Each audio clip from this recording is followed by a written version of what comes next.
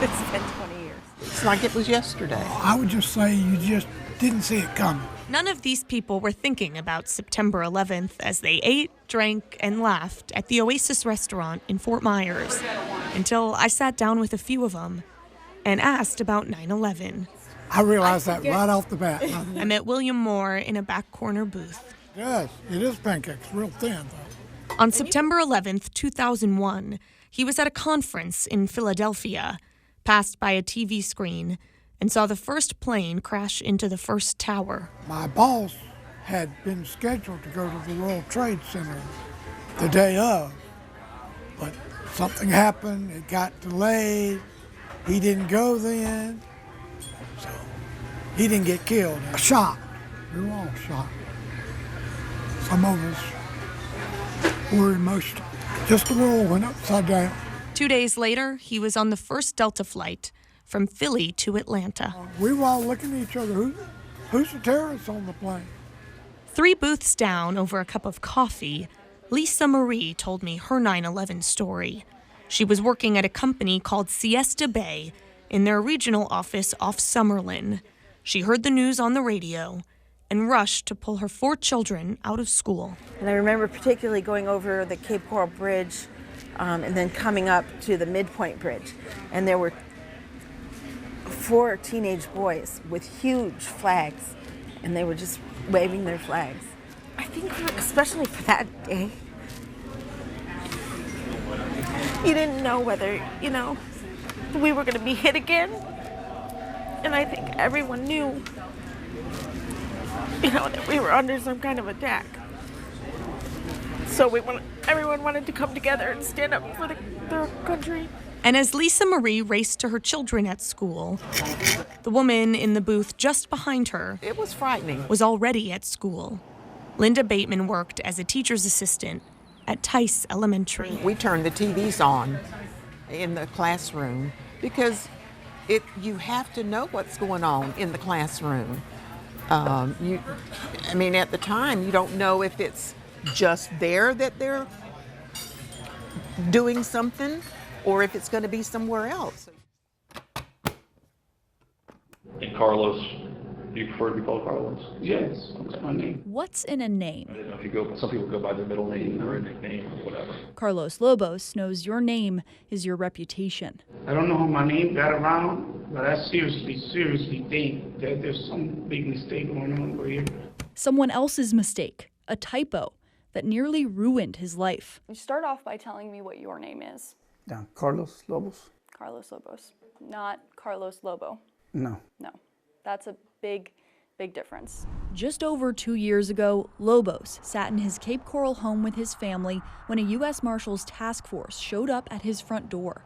What happened next still haunts him. They arrested me in front of my wife and kids, and she was asking why, what was going on, and one of them told them that it was because supposedly I was a child molester.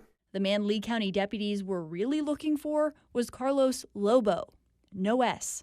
All I want to do is clear my name. Within days of this man's arrest in 2018, Wink News put in a public records request for documents. In it, we found the warrant detailing the timeline of events leading from the initial complaint to the wrong guy's arrest and release. July 2018, the Department of Children and Families reports a case of sexual abuse to LCSO. August 2018, Special Victims Unit Detective Chris Meyer interviews the family, who says the suspect is an uncle, Carlos Lobo, no S, and he might have gone to Indiana or Miami.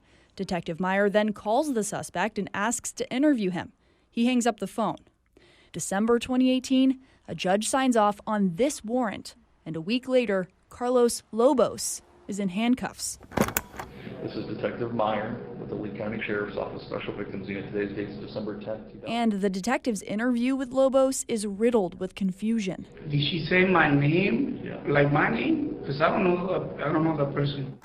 You have no idea who any of these people are? No idea. Okay. That's the number you call me? Oh, you didn't talk to me, sir. I don't have that number at all? No.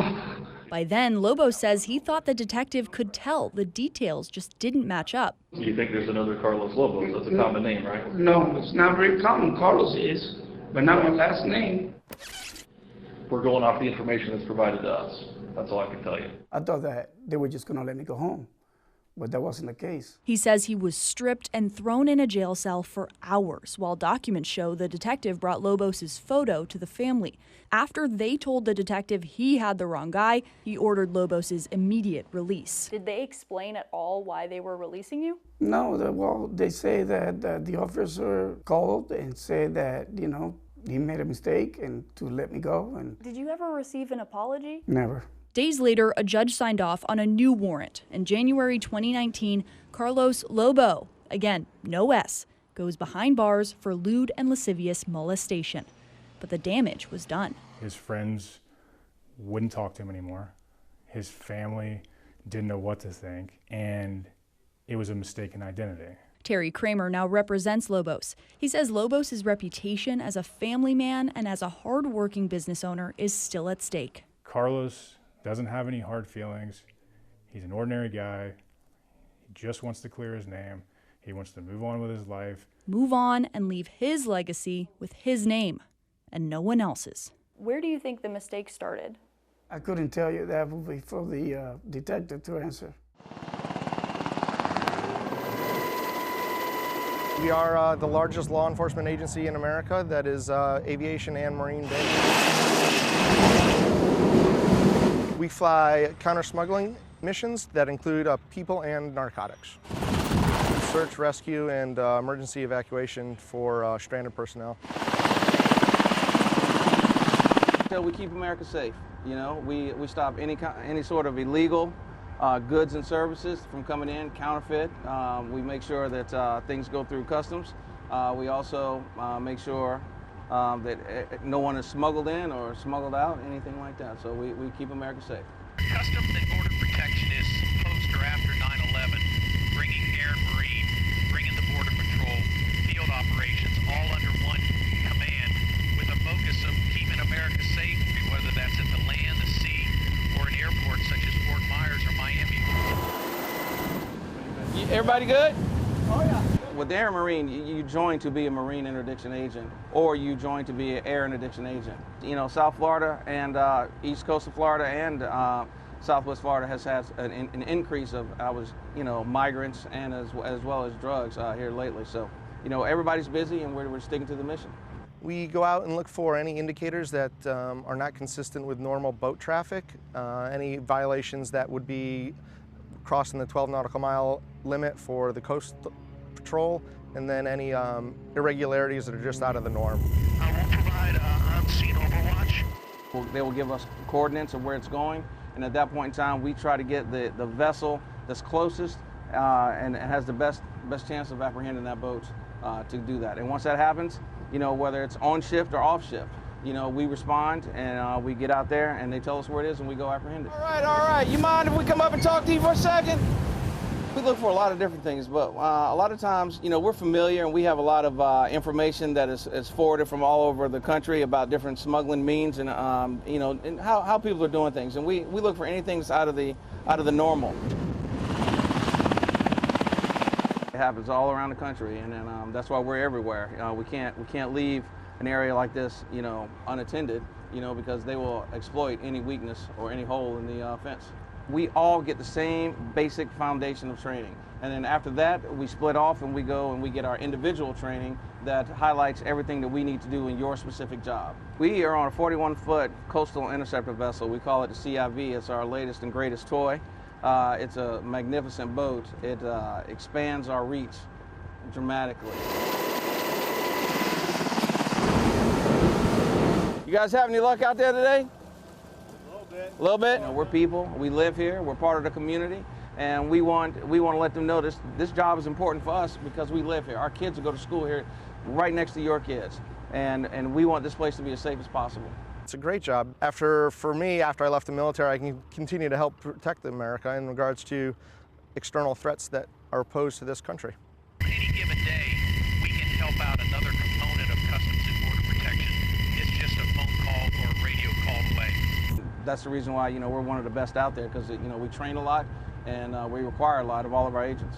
Hey, what, you guys see something? We appreciate you calling us and let us know, all right? All right, y'all be safe. Wink News reporter Sydney Persing went to a lonely pasture in Hendry County today to bring us the special story of how one man is making it through the pandemic, one tune at a time. Bobby Zampettis loved music all his life. Never played for an audience in the countryside of Florida, though. So I thought, well, where's LaBelle? Well, 2.5 hours, worth the ride. It's a sometimes bumpy 154-mile journey from Clearwater. Bobby sets up shop in the grass, sometimes next to some critters. I'm having fun. Hey, I have a standing room only crowd. Yeah, that's the crowd Bobby's talking about. I set out knowing I was going to try to play for cows. COVID hasn't been easy for anyone, Bobby included. He lives all by himself, so for more than a year, he's been all by himself. This was my friend. I'll tell you, overcoming the loneliness. Music is amazing. His audience is something too. Bobby does this, simply put, to make himself smile in a time when smiling doesn't come so easy. I heard horns honking. They had to be wondering, what am I doing? And we're only probably 20 feet from the highway. Sometimes the cows opt for a front row seat. I was so happy. I said, it's working. They're coming towards me. Sometimes they just sit back and leave Bobby be. It's a unique gig. You might not get it. The clothes and the cows and the accordion. But really, it's all quite simple. Find what makes you happy and share it with the world. Music is the soul's own speech. Music provided me with joy. Even on the side of the road in the countryside of Florida. I just hope your audience really finds happiness in the music and the cows, the way I did. In a tiny home office in North Naples, you'll find Brian Valamont quietly hard at work. It doesn't take much time to see. He is a proud dad to his son Eli, and Eli's pretty fond of his dad too. Because he's the best of the best. But they're living on borrowed time. Eli's dad has ALS. It's a progressive neurodegenerative disease that affects cells in the brain and spinal cord. In the year since Brian's diagnosis, he's lost his ability to speak, eat, and walk. He needs help with everything. He's 44. He used to be able to stand up and throw me up in the air and catch me. And it felt like a roller coaster. Even though Brian's body is deteriorating, he still works because his mind is still sharp. But he also has to continue to work to keep our health insurance, to keep life insurance. His loving wife, Gay Valamont, is always by his side. You're essentially trapped in your body. His mind is perfect. He can do quantum physics, but he can't make his body get up and walk. This machine attached to Brian's wheelchair helps him communicate. He uses his eyes to type letters on a keyboard. It takes him upwards of 5 minutes to complete a single sentence. This is a cruel disease that robs you of everything that outwardly makes you who you are. Then it kills you with a 100% certainty. And I miss talking to him. I miss getting that advice. He always made the right decisions. And now we can still have conversations. It just takes a little longer. Thanks, bud. Don't cry because you have makeup on. Okay. Just 25 miles north of the Valamonts, Pat Joyce knows what those tears feel like. And mine too. Her husband of 46 years, Dan, was 70 when he was diagnosed. She sat with him in his doctor's office when he learned of his death sentence. June 6th, 2017. I'll never forget the day.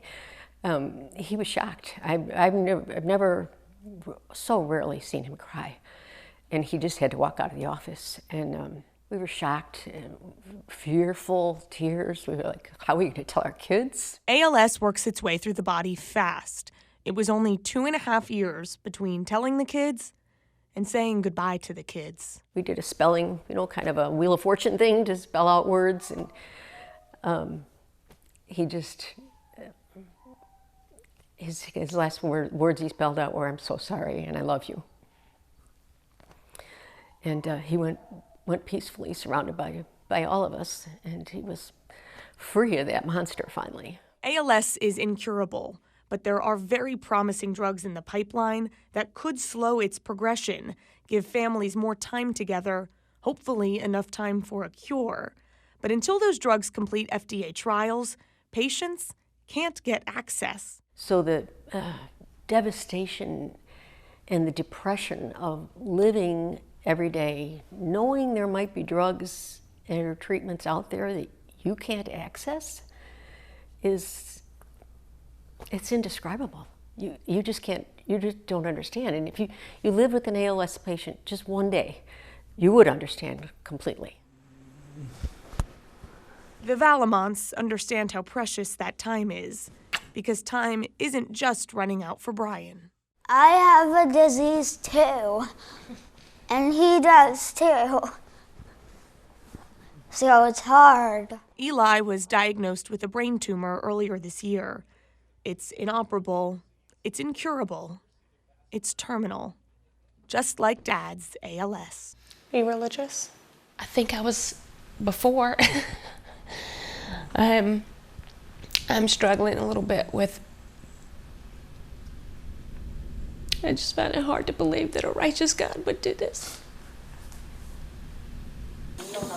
Hand washing, mask sanitizing. I can't even tell you how many gowns we go through in a day. And gearing up head to toe. We have mastered doing this very quickly if we need to. And doctors and nurses have to do this every single time they go in to see a patient. Oh, you all look like you just came from the moon. All this extra protective gear is just for when doctors and nurses go inside a room with a COVID-positive patient. Otherwise, the only requirement to move about NCH and treat non-COVID patients, a face covering. If I have a mask on and you have a mask on, the likelihood, even if I had COVID, that you or your cameraman would turn positive is exceptionally low. Even though we've been spending time together here and you looking at what we're doing here. And I'm not standing 6 feet apart from you either. That's because we have a mask. Everyone inside the hospital, no matter where you are, must wear a mask. This virus is not going anywhere. So what are the keys? The keys are, well, number one, we made you could not come into this unit if you did not wear a mask. Dr. David Lindner is an NCH critical care doctor who's added the title COVID-19 Medical Director to his job responsibilities in the last few months. He's exceptionally proud of NCH's track record when it comes to the spread of the virus inside the hospital. That's data. It's not politics, it's not opinion. That's data. NCH claims they've had no patient transmission inside their walls and only one staff member who's been infected at work since the pandemic began. We had some people in the beginning that were afraid. You know, you hear a lot of initially in the news, like there was just a lot of fear basically from things that were happening in New York and other places, but I've not ever been afraid to work here. Dr. Lindner says any enclosed space, whether it be an office or a school, is just like a hospital.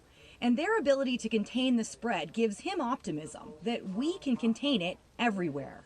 We can live with COVID. By the way, the news flash is we're going to live with COVID. And we know for a fact that if you have a mask and I have a mask, and obviously adding eyewear and social distancing and hand washing makes the likelihood of transmission extraordinarily low. We've also had haunted dolls that actually set our alarms off. They'd move. At Paradise Vintage Market off 41 in Fort Myers, you'll find lots of antiques, but that's not all. I have experienced shadow figures if I'm here late at night after we close, and you'll just see this movement. So on this night, the Ghost Pros, a group which specializes in paranormal activity, came to investigate. It's a group that's been here before. At night when the lights go off, you can see shadows moving like people walking down the rows. It's really unusual. You'll also hear errant voices, like somebody yell out maybe one or two words. And this was in the pitch dark and I was here alone. I heard a lady go, woohoo! And she sounded like she was kind of traveling or running. There used to be this chair that was pretty much down there, and you would have an experience. Once you sit in it, you would feel weak and weird, and you would just hear all these kind of weird voices around your head. With that in mind, at closing time, they turned out the lights and our investigation began. Could you tap us on the shoulder, any of us? Admittedly, it was slow at first, but then things began to pick up when the Ghost Pros put a K2 electromagnetic field meter in a toy baby carriage. Answered. Then things really got weird. We had to stop shooting when our Wink News photographer suddenly felt the hair on his arms stand straight up. What are you feeling? I feel like there's like goosebumps all over me. Like I just felt it, and I'm feeling it again. Like the weird, the head and my ears. I was standing right here. My ears are warm. And it just got very dark right behind me, and I could see it dark. All these lights dimmed down right here because the shadow went this way. At this point, we were feeling like we should call it a night. But the big question is, what exactly did we experience? And what is it? We don't know. That's what makes the unknown so great. And guess what? The workers here say it doesn't just happen after hours. Customers, during the day, report unusual things too. And they'll come up and say, I heard a voice back here. It's like, okay, now we do have other customers here, but it doesn't surprise me when we get comments like that. So it happens. And it happens at Paradise Vintage Market, where a shopping trip here may be unlike any other you've ever experienced. Russ McCaskey, Wink News Now. There's something about a beach town that makes it easy to strike up a conversation with a stranger. If you've been here a while, you probably remember this. Lois Reese chatting it up at the bar with a woman who looked kind of like her. A woman she'd later murder. Looks, as they say, can be deceiving. And even when you know someone, people can change. Lois was a super sweet, loving gal. She talked about her grandkids all the time. Tess Coster knows Lois and her late husband from their tiny town in Blooming Prairie, Minnesota. They actually came to our lake home. Lois was a very gracious guest. She brought steaks for everyone, cooked them up. She was the first one to, I'll do dishes for you, and just really a nice gal. A nice gal Tess never suspected would be the kind to shoot and kill her husband. She definitely doesn't sound like that type of person when you hear her ask a cashier for directions. If you want to start heading south, would you take 35 south? Just to keep going on down to the next state? Lois Reese drove 1,300 miles from Minnesota to Fort Myers Beach and looked up her old friend Tess, who snowbirds here. One day, I'm out cleaning the garage, and here pulls a Cadillac Escalade in my driveway. Our eyes met as I stepped forward to say, can I help you? And it was Lois. And I was just in shock, but I think she was shocked too because she wrong house, and got in her car and drove away. When she drove off, Tess called 911. Lake County Sheriff's Office, how can I help you? There's an ATV out for a Lois Reese from Blooming Prairie, Minnesota in Steele County. She just got out of her car at my Florida house. It was only a block away from Tess's house where Lois killed Pamela Hutchinson, a vacationer she met at the bar. Lori Russell manages the resort where she was staying. I walked on in and the door was closed at this point, and I thought, well, you know what? It's 9 o'clock, maybe they were sleeping and didn't hear me. So then when I went to push it, it went thud, and I went, ooh, that's not good. It was Pamela, shot dead on the bathroom floor. And Lois became her. She stole her ID, cash, put on her hat, and drove the victim's car to another beach town, South Padre Island, Texas, to find her next lookalike, Bernadette Mathis, alone at a bar. She came in, she said, well, I guess we're both having dinner alone this evening. She had said that she just came back from Florida, that she was a widow. She was thinking about relocating. I guess that's how she ended up back at my house, because I was going to show her around my area. We went in the hot tub. She had her bathing suit with, just bought a bathing suit and a little sun hat. So why not Bernadette? Why not take her identity and become her next? Bernadette thinks she got spooked by her home surveillance cameras. She really has to thank her lucky stars she's still here. That would have been her next victim. Hearing your story, I would say you gotta thank yours too. Oh, definitely. Yep. Neither Tess nor Bernadette saw Lois again, I should say they never saw her in person after that. The fugitive grandmother accused of murder in 2 states is in custody this morning. Grandma accused of killing her lookalike captured. Lois Reese was finally caught, arrested, in a bar, smack dab in the middle of a group of women. On the prowl, we think, for her next lookalike. How can such a nice person turn into such a monster? It's crazy.